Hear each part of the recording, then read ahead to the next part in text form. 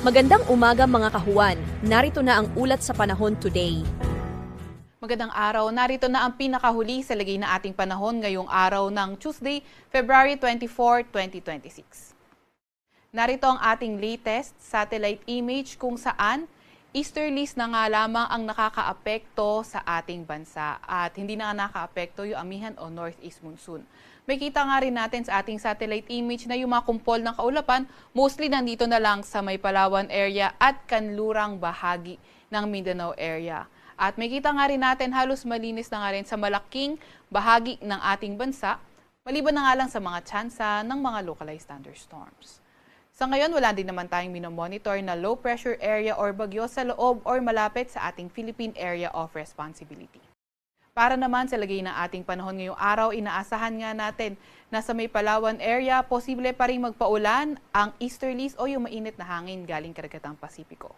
Para naman sa lagay ng panahon sa Metro Manila and the rest of Luzon, fair weather condition ang inaasahan natin pero may mga tsansa pa rin ng mga localized thunderstorms. Inaasahan nga natin na until tomorrow, posibleng mag-persist ang ganitong klaseng weather condition at pagdating naman ng Thursday, nakita natin sa malaking bahagi ng Luzon, pati na rin sa Metro Manila, fair weather condition pa rin, may mga tsansa ng mga localized thunderstorms. Pagdating ng Friday, posibleng manumbalik ang epekto ng amihan o northeast monsoon pero mostly sa extreme northern Luzon area na lamang. Kapag ganun ngayon nangyari by Friday, fair weather condition pa rin naman ang inaasahan natin sa malaking bahagi ng Luzon pero sa may Batanes at Babuyan Islands, mga tsansa ng may hinang pag-ulan yung inaasahan natin at sa Metro Manila and the rest of Luzon, mga tsansa naman ng mga localized thunderstorms.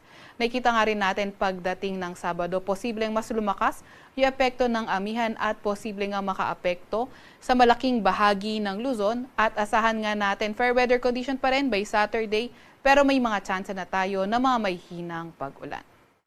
Agwat ng temperatura ngayong araw sa Metro Manila ay 23 to 31 degrees Celsius.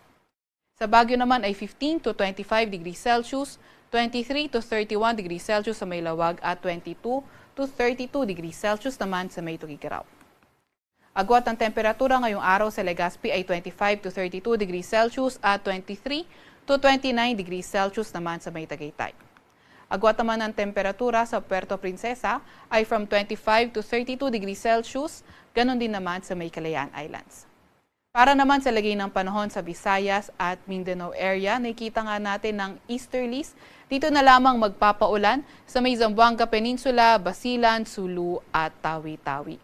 Sa nalalabing bahagi ng Mindanao, pati na rin sa may Visayas, asahan naman natin yung partly cloudy to cloudy skies condition at may mga tsansa ng mga localized thunderstorms. Inaasahan nga rin natin yung ganitong weather condition ay magper-persist until tomorrow.